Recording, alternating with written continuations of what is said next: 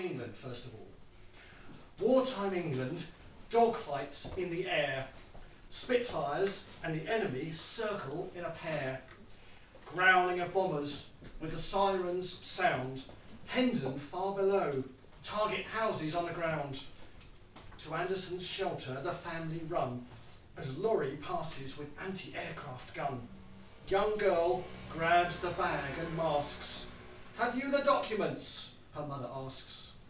Dark, moist and earthy the smell inside. Roof narrow, low and curved, floor more wide. Rickety wooden beds, candles and blankets await. The family sit down and consider their fate. The noise coming closer, to each other hold fast. Then the ground and all shakes with one massive blast. Earth and stones rattle down on the corrugations above. Mum shouts, "Okay, my dear," as she hugs all with love. As black silence prevails, the door is now stuck. Seems they are all buried in rubble and muck. Muffled voices and shouts, "Over here, dig deep." Relief as they scrabble up picked walls now so steep. Fireman father returns, shocked to see the sight of bomb remain. Relieved when daughter he sees in an alleyway standing. No coupons, but our butcher he gave me veg and meat, and my mother is now cooking for all in the street. The house is a wreck, but at home they all stay, as father repairs and boards windows, working each day. The bomb, it appears, from the lorry was one of their own. Good fortune to be alive, so no one to moan.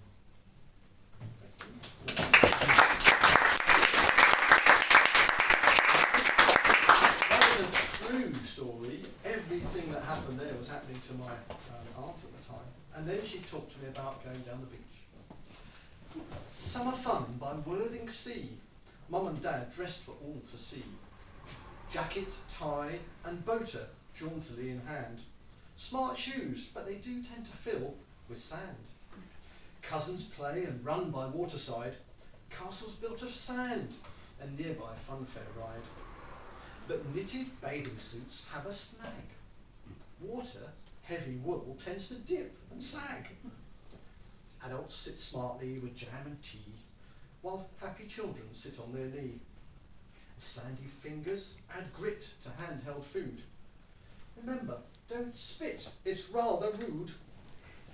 End of day, warm and rosy they glow, tired and happy as homeward all go. Fish with chips in newspaper wrap, as children lie sleeping on the back seats and nap. Thank you.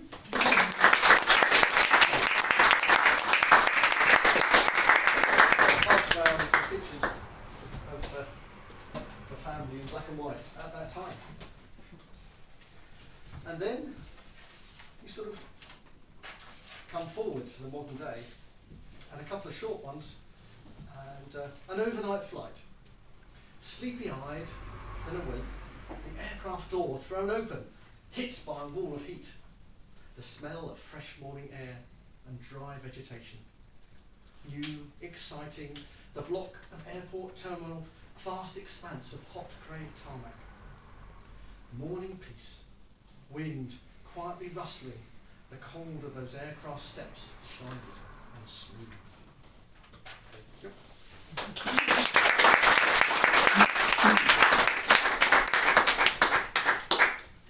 And then a mystery, the blue paste. Dedicated to someone in my family.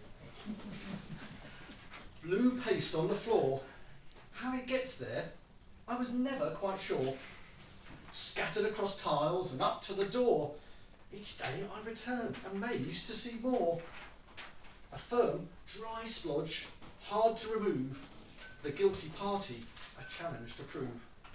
Unless wet and rubbed, the paste won't come away. This game, every day it seems that we play.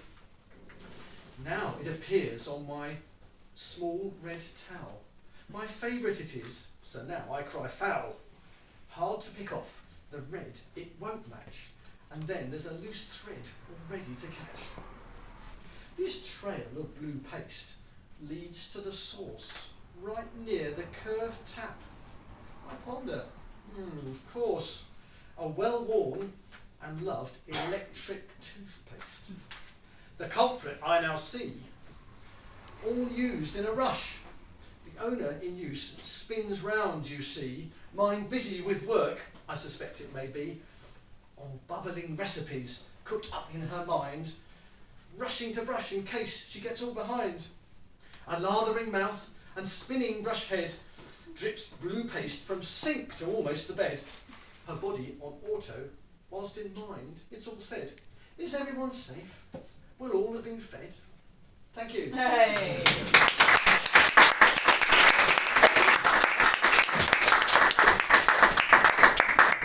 Oh, Thank you. memories, memories and mysteries. Hurrah, hurrah. Please, show your love to Mark. Yeah. Absolutely invigorating.